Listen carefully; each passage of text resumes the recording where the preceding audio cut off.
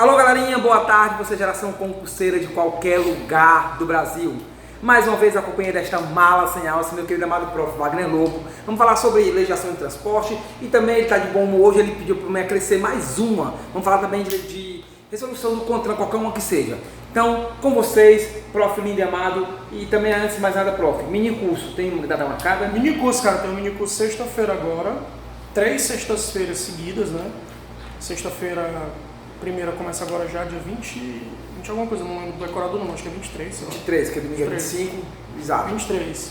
E mais duas pra frente. Qual é a ideia do mini curso, dos 3 encontros?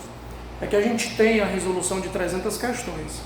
300 questões, 100 de CPB, 100 de resoluções e 100 de legislação de transportes, tá? A ideia é que você vá para a prova munido de tudo que é necessário para fechar. Não é fazer uma boa prova, fechar a prova, é gabaritar a prova 100%. Aqui a gente não forma ninguém para estar fazendo prova meia boca não, para passar nas cabeças logo, não é não? Né? Então, profzinho, agora vamos falar sobre... Primeiramente vamos falar sobre a legislação do transporte. Transporte logo. E depois vamos falar sobre a legislação do CONTRAN. Certo, beleza. Com vocês, chamar assim, esse pirangueiro Wagner Lobo. Ó, galera, legislação de transporte, vocês têm um decreto 29.087, tem a lei 13.094, as duas vão cair na prova, né? As duas estão lá. E o que eu acho que é de extrema importância? Eu vou dar um tópico aqui que geralmente a gente nunca faz aquela coisa ligada, voltada, por exemplo, para o nível fundamental. E eu vou dar uma focada no nível fundamental na questão da dica de legislação de transporte. Então, fiquem atentos com relação a quem vai fazer a prova para ensino fundamental, porque, na minha opinião, legislação de transporte, o que for cobrado para qualquer nível, para mim, um dos principais pontos e uma das principais questões da prova vai ser aquela que vai cobrar, sabe o quê?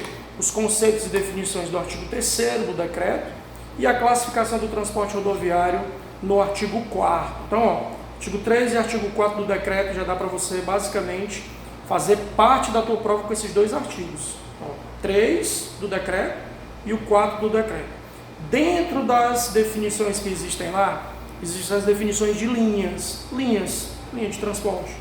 E lá eu tenho linha radial, diametral e tenho linha regional.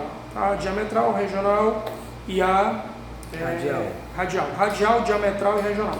Qual a diferença de uma para outra, vai? A diferença está na cidade de Fortaleza. Se porventura a linha, o ônibus, o transporte rodoviário, ele sai de Fortaleza e vai para um determinado município, a gente está diante da radial. A radial sai de Fortaleza e vai para outro canto. Quando a gente está falando de uma linha em que ela vai passar por Fortaleza, mas liga outros municípios, a gente está diante da diametral. E quando a gente fala de linhas que ligam regiões que não tem nada a ver com Fortaleza, linhas regionais. Exemplo, digamos Fortaleza-Cascavel, radial. De repente, Aracati e Paracuru, se existisse, que nem existe, né? Mas passando por Fortaleza, é diametral. Agora, se fosse Aracati, por exemplo, Cascavel, regional, nada a ver com Fortaleza. Fácil, tranquilo. Pega esses conceitos e coloca, por exemplo, lá, quando o assunto for classificação. A classificação eu vou ter o quê? Eu vou ter o transporte interurbano e vou ter o metropolitano. Bem básica, a dica, bem básica. No metropolitano eu vou ter serviço executivo e vou ter o serviço convencional. No interurbano eu vou ter executivo, convencional e o leito, serviço de leito, que é aquele em que eu tenho menos poltronas em razão de se dar mais conforto para o usuário do transporte coletivo, tá bom? Então, parte de transporte, minha opinião, 3, 4 do próprio decreto. Conceitos no artigo 3 e a questão da classificação no artigo 4, tá bom? Beleza, para não ter errada. Agora vamos a uma resolução do CONTRAN. Eu estava fazendo agora a maratona aqui do Tiradentes e falei basicamente da resolução 561.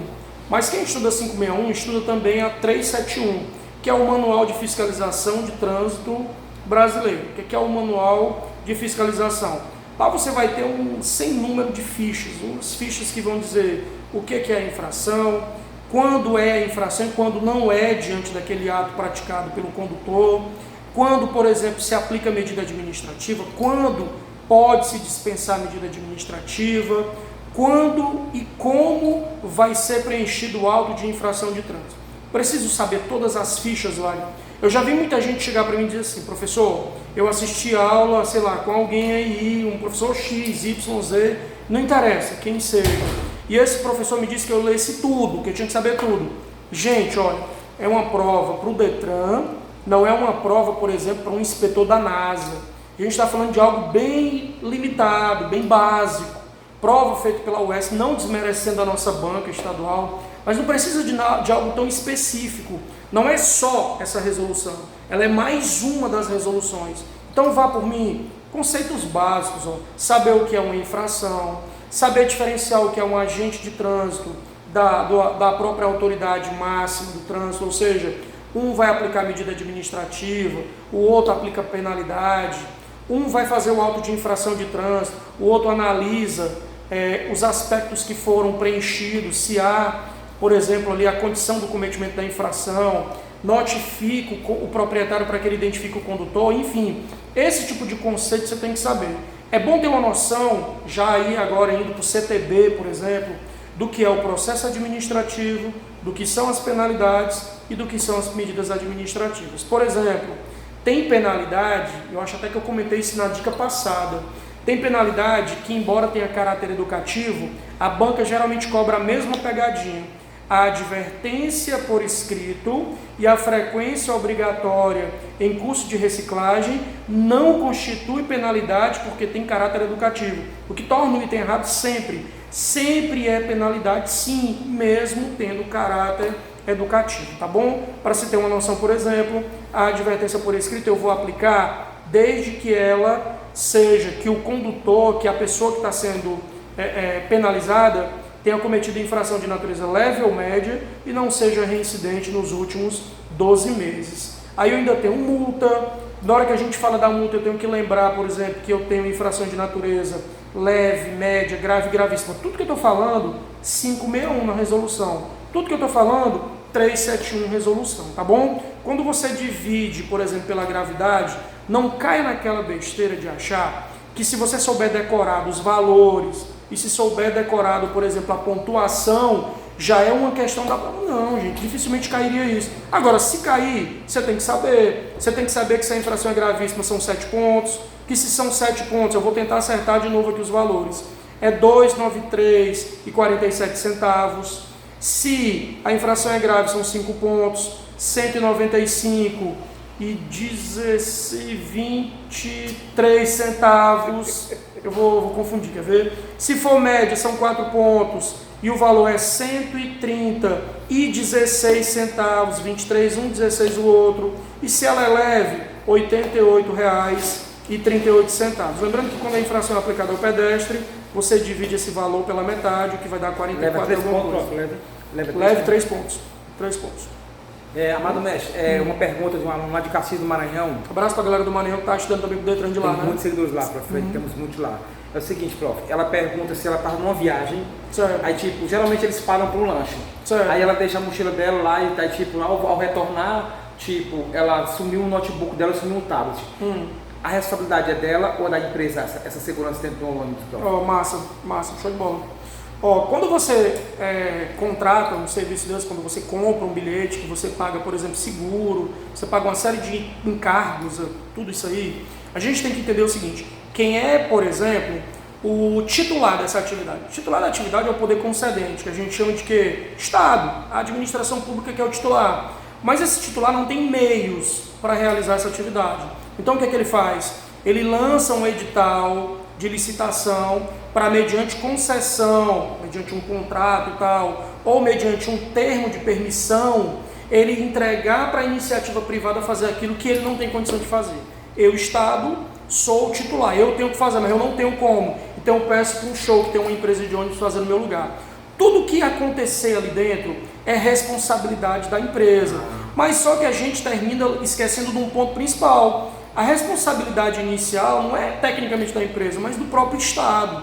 O Estado é quem é o titular daquela condição toda. Então eu estou diante de uma responsabilidade objetiva, que é a do Estado, que tem que pagar sim, em razão de ação, de omissão dos seus agentes ou de quem exerce alguma função ligada a esse agente, ou, por exemplo, no caso aí por permissão ou concessão, de uma empresa, de uma transportadora, no sentido do transporte rodoviário interurbano. Nesse caso, paga. Agora, se a empresa vai devolver via ação regressiva, se quem está à frente dessa condição vai ter que ressarcir também o erário, já que o erário teve esse prejuízo em razão do que foi pago, aí é outros 500, é uma ação administrativa regressiva que vai resolver em razão da responsabilidade subjetiva também. Mais uma super dúvida aí, tirada aí com a galerinha aí. Beijo pra galera do Maranhão, Imperatriz, Bacabal. Tiradentes Online. Então, galera aí, ó, tirando essa dúvida aí, como sempre, o professor Wagner Lobo sempre se responde aí para poder fazer essa dica conosco. Foi um grande resumo aí, resumo fácil, ao qual você vai memorizar, vai aprender, não vai esquecer. Clique embaixo aí, galerinha, no canal do YouTube. Segue também o professor Wagner Lobo lá no Insta, Face, YouTube. Isso. Que for Facebook, Professor Wagner Lobo 2, não, Professor Wagner Lobo e Wagner Lobo 2, né, que são os Facebooks, porque o outro já tem uns 5 mil.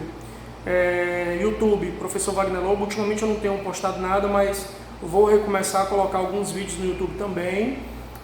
Instagram geralmente é o que eu mais uso, porque é lá que eu faço as lives. Inclusive hoje tem uma live, se não me falha a memória, para a Guarda Municipal. Massa. Guarda Municipal de Fortaleza e de Aracati. Concurso também que está à vista aí, essa história de que não vai ter. Vai nessa que não vai ter, o edital site dá 30 dias para tu estudar e aí, ó, fudeu. Verdade. Fudeu não, aliás, lascou, fudeu é a palavra.